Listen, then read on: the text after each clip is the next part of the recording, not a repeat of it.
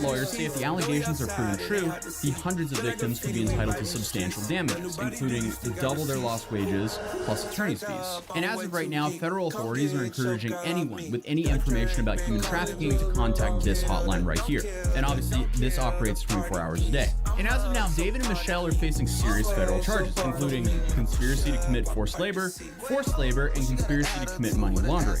And unfortunately for them, each of these charges carry a max sentence of 20 years in federal prison. So if convicted on all counts, they could face up to 60 years behind bars and millions of dollars in fines. And since they're in their 50s, that would essentially be a life sentence. And not only that, but of course, federal prosecutors also said they could be forced to forfeit any funds or property that resulted from their alleged criminal activities.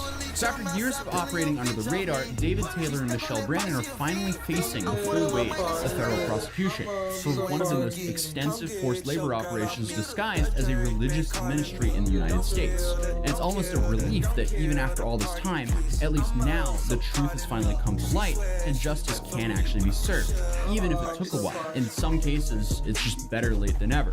At the end of the day, this really goes to show how long people can get away with terrible things when there's no spotlight on them. But stories like this might take some time to unfold, but thankfully the spotlight is now there, so the story is finally being told. Either way, if you want another video like this, you can click here. If you're new here, feel free to subscribe, drop a like if you enjoyed this video, and I'll see you guys in tomorrow's video. Peace.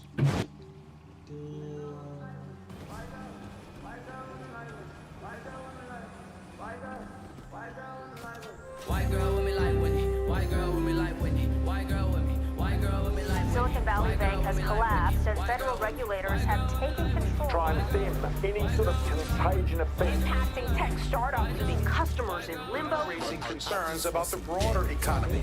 If we hadn't been driving our economy with easy money and then trying to really quickly undo that, we wouldn't be having these problems now. Americans can rest assured that our banking system is safe. In a special frontline investigation, we're now facing a world of many potential secrets. The inside story of an age of easy money. Every financial function had failed, and we had to restore them. Did you think it was a radical policy? I most certainly did think it was a radical policy. Did the Fed inject money into the economy? About recent government stimulus programs. When the Fed changes to the primary engine of economic growth, it's supposed to be our democratic institutions that do that, not the central bank. And an uncertain future. Pain for American families. It's not just that we're getting more calls, it's that the folks who are calling us are in greater distress. Correspondent James Jacoby investigates. How remote is the possibility that there could be much higher unemployment in the next couple of years? I mean, I wouldn't say it's remote. Now on Frontline. It really is difficult to overstate how important this story is and how much it matters. I don't know if I can safely say that we're at the bottom because of what we're looking back at, this age of easy money.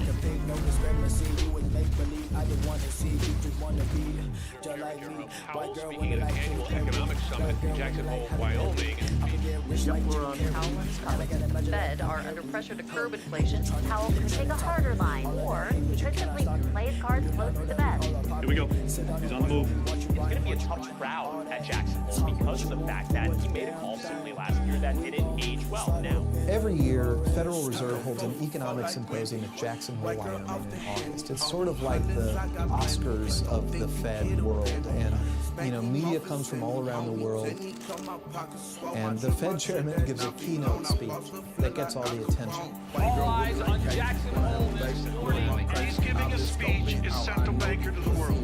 So Jackson Hole plays a very important role in the central bank because you're basically bringing the central bankers of the world and economists to a place to discuss critical issues. So people look to Jackson Hole to see, is there a reset in our economy? The economy has slowed. We're likely in recession and perhaps going deeper into it. Are they going to keep taking us down this road? Are they going to keep slamming the brakes on rates, raising 75 basis points until we've got job cuts across the corporate sector? Central bankers were saviors. post-global financial crisis. This time, it was different. The mood was more, for the first time, Is Powell ready to risk recession? This is the question. Chair Powell, the floor is yours. Please come to the podium. Jackson Hole in 2022 was quite important. Thank you, Peter. Good morning, everyone. The market were feeling in the summer with negative Fed would have a stop raising rates and maybe start cutting them. The market started talking about a Fed pivot. Market, so we need to lift these up a bit. The market is, I think, anticipating that they're going to blink. Reducing inflation is likely to require a sustained period of below-trend growth. What Powell told them at Jackson Hole said, listen, inflation is still way too high, it's not peaking, it's not going to fall fast enough, and if you guys think they were going to stop raising rates, or even cutting them, you're a big delusional. The U.S. economy is clearly slowing from the historically high growth rates of 2021. I think the chair's objective at Jackson Hole was to deliver a very concise message that we know what our job is. Our job is to get inflation back down to 2%, and we're going to do what we need to do to get it back down to 2%. While higher interest rates, slower growth, and softer labor market conditions will bring down inflation, they will also bring some pain to households and businesses.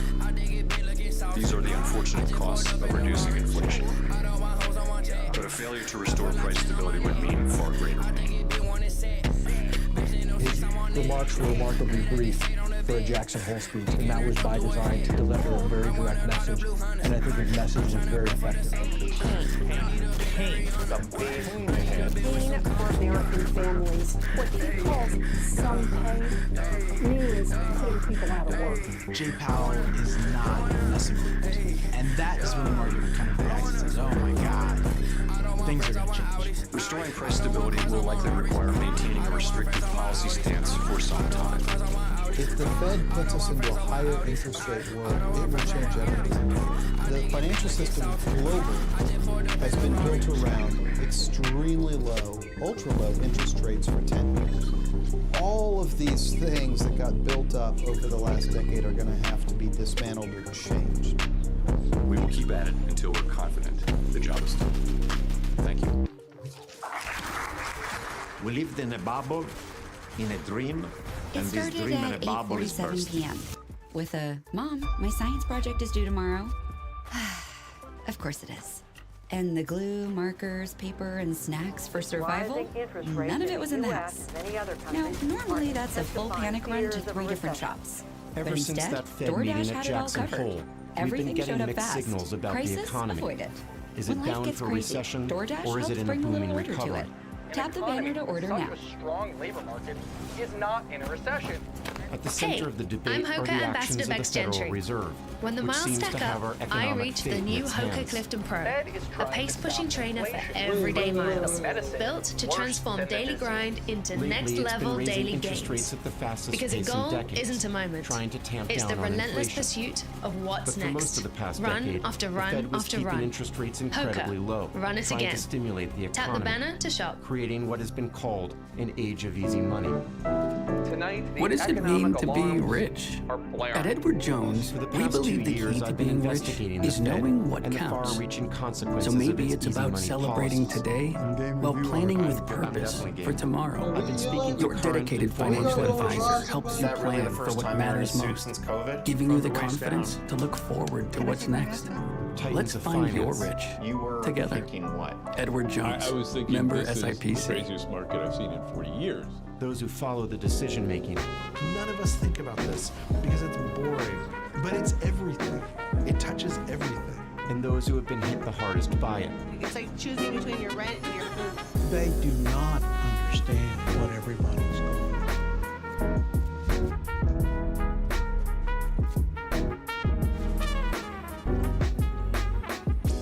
The Fed's easy money experiment traces back to pivotal decisions made over a decade ago, in 2008. You know what? Right now, breaking news here: stocks all around the world are tanking because When investors, speculators, and Wall Street bankers nearly brought down the global economy. Get on the train.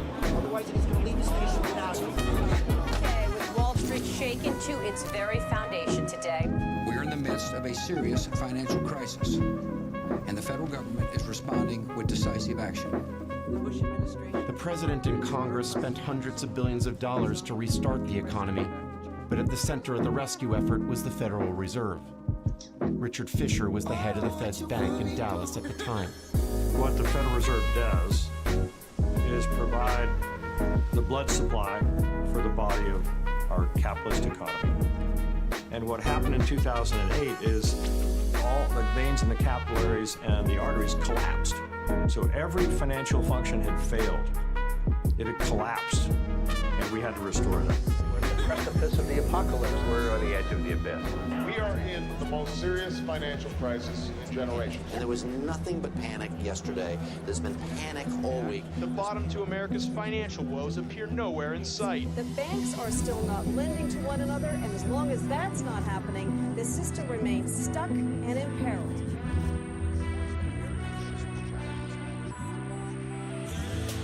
In normal times, the Fed's job is to promote employment and keep inflation in check, primarily by raising and lowering short-term interest rates, making borrowing cheaper or more expensive. But amid the crisis, Fed officials decided to do something they hadn't done in half a century. They began dropping rates, eventually to almost zero. With Americans still suffering and the banking system on the verge of collapse, Fed officials there at the time told me they felt compelled to go even further. And then the question was, what else can we do? And the committee came up with the idea of quantitative easing. Quantitative easing. What in the world is that? Quantitative easing. That's just a Greek term to a lot of people. Quantitative easing, or QE, was championed by Ben Bernanke, then the Fed chairman. The Federal Reserve is committed to using all available tools to stimulate economic activity and to improve financial market confidence. QE was an experimental way for the Fed to inject money into the financial system and lower long-term interest rates. It's almost like alchemy. You can create money out of thin air if you're a central bank. So creating more money puts more money in the banking system, put more money out there for the economy to take it and put it to work and to grow and to restore itself. The Federal Reserve has been putting the pedal to the metal. So we're doing everything we can to support the economy, and we hope that that's going to, get us going next year sometime. Their hope was that the new money would help shore up the failing banks and get them lending again. It would become the heart of their easy money policies. Was a real machine. The economy was imploding. No one would lend to anyone. There was no ability to borrow. The economy was going to be stopped dead. Thomas Honig was the president of the Kansas City Fed and initially supported the quantitative easing plan. These are trying times. As you just heard, there is much to be done as we try and work through this financial crisis. When you have a crisis, that's when you want your central bank. Yeah, we fucking lost. So to avoid a major